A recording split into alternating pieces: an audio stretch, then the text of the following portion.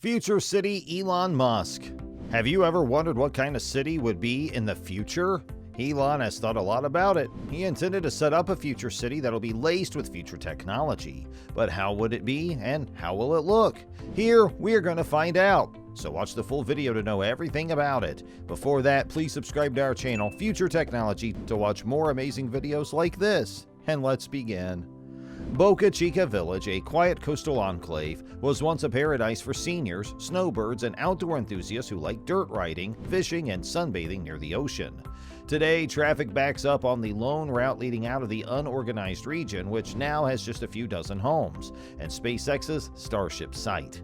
During the day, visitors flock to the road to take selfies with the stainless steel spacecraft under construction. Excavators shovel the dirt at the bustling construction site at night. Residents are advised to temporarily leave for safety prior to test launches. Even more upheaval might be on the way for the Texas neighborhood. Elon Musk, CEO of SpaceX, stated in March that he planned to build a metropolis that included Boca Chica Village and the surrounding territory. Starbase is its name. Please consider relocating to Starbase or the surrounding Brownsville-South Padre Island region of Texas and urge others to do the same, this week, Musk tweeted. SpaceX's employment requirements for engineers, technicians, builders, and other vital support professionals are fast increasing. Creating a city might provide various advantages for SpaceX. In theory, it could help the private spaceflight company attract future employees, foster a political climate favorable to a business that is bound to be a bothersome neighbor, and even pave the way for the development of the types of amenities that might spring up near a potential transportation hub. Musk is far from the first entrepreneur to consider establishing a metropolis. Company towns abound throughout the late 19th and early 20th centuries, including chocolate-centric Hershey, Pennsylvania. The concept is gaining traction as internet entrepreneurs express their unhappiness with government limits and prohibitions. In Nevada, the governor wants to give internet corporations the authority to form their own municipal governments. The initiative in Nevada reads to me as a new way of doing business, a new way of avoiding some of the common challenges that some of these companies have been running into in the last couple of years, said Jared Monshine, an associate physical scientist at RAND Corporation who has studied the digital transformation of cities.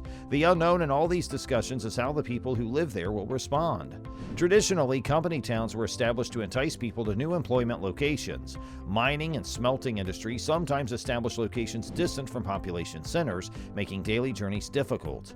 According to Tracy Haddon-Lowe, a scholar at the Brookings Institute in Washington, D.C., a corporate town was practically a mandatory overhead expenditure. That was the case with Smelter Town, a corporate town founded in Texas by American Smelting and Refining Company in the late 1800s to specialize in copper and lead mining. The village was segregated. White engineers and plant managers lived in wood frame houses with indoor plumbing, while Mexican laborers lived in smaller cinder block cottages. Smelter Town was managed by El Paso County, but American Smelting and Refining ran a corporate shop that was tightly interwoven with employees' money, granting credit and deducting purchase prices from employee paychecks. Smelter Town inhabitants were also given some resources by the firm. It helped with water distribution, financed vocational training, and paid for the building of a road leading to the town's Catholic church. Often, these facilities and connections that were created between the industry and the community might work to everyone's benefit, said Monica Perales, assistant professor of history at the University of Houston and author of Smelter Town, Making and Remembering a Southwest Border Community. I've seen it described as an iron fist and a soft glove. Company towns have a reputation for exploiting employees as a result of such partnerships. Many employers paid employees script that could be redeemed for products at the corporate shop rather than cash. In certain circumstances, the company also owned the employees' residences and withheld rent from their wages. Workers may find themselves in debt if the corporation has the authority to determine the price and provide credit. Smelter Town no longer exists. It was dismantled in 1973, over a century after it appeared, amid an air pollution lawsuit against the corporation and worries about lead exposure and poisoning in the town's youngsters. Silicon Valley is a contemporary rendition of the business town concept. There are technology company campuses with laundry facilities, complimentary meals, and Wi-Fi-enabled buses. Providing such amenities may dissolve the border between workers' work and personal time and reduce motivation for employees to leave the campus bubble, leading to people staying at work and working longer hours. Another variant is startup societies, which are tiny communities that experiment with new laws and systems of government. They have the potential to implement regulatory reforms that would hasten technological growth, but none have progressed beyond the planning stage in the United States. According to Isabel Simpson, a doctorate candidate of geography at McGill University, there are doubts regarding who these startup groups would assist. The societies are marketed as communities of like-minded individuals. While they are often offered a means of assisting the poor by producing employment and entrepreneurial chances, it's too early to determine if this will occur. Then there's the idea of innovation zones. Nevada's governor, Steve Sisolak's proposal would enable a firm that owns at least 50,000 acres of undeveloped and deserted land to form its own government with the same powers as a county government.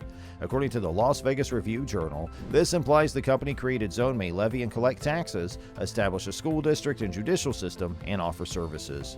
The state already has one interested party, Blockchains LLC, which owns 67,000 acres in Story County near Reno and has shown interest in developing a blockchain-based community. Blockchain's chief executive Jeffrey Burns stated in an op-ed in the Reno Gazette-Journal that the so-called smart city would contain a research and development center focusing on housing, transportation, and energy technology that may aid residents and others. For far too long, our state has stood by and watched while many of our neighbors reap the rewards of the high-technology industry, he wrote. Now is the moment for Nevada to take the lead in inventing technological solutions that the whole globe will utilize.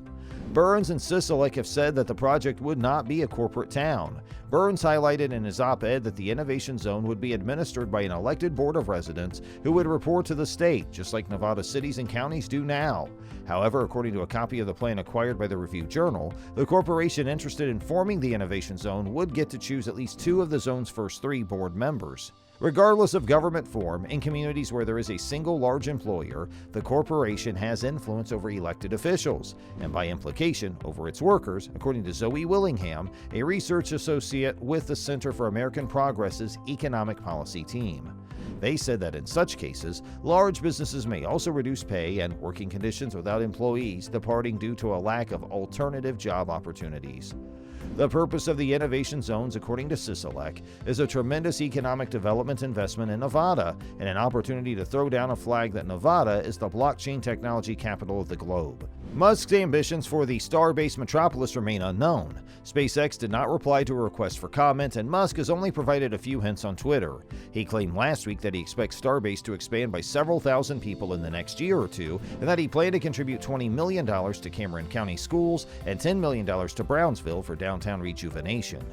Planning looks to be in the early stages at best. SpaceX officials expressed an interest in incorporation during a conversation with the legal department of Cameron County, which includes Boca Chica Village, but neither Musk nor the company has submitted the necessary paperwork to begin the process, according to a recent report from Cameron County Judge Eddie Trevio Jr. So, we are done with today's video. We ask that you please like, share, and subscribe to our channel, and we look forward to doing it again for you soon. Hey, thanks for watching.